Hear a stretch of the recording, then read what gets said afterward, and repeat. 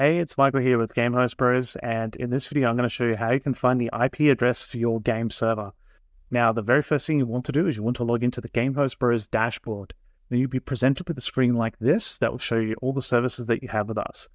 Now, if you look at the name of the server that you want to connect to, it says My CS2 Pug server, for example.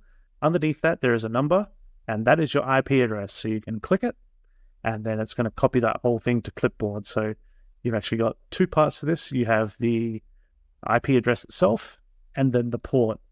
And then that whole string is what makes up your IP address for your particular game server. Now we can also go in, click on the server so we can go into it.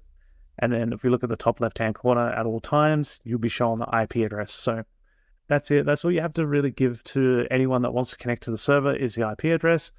And if you get stuck at all, just reach out to a bro on Discord or open a support ticket with us, and we'll do our best to help you out.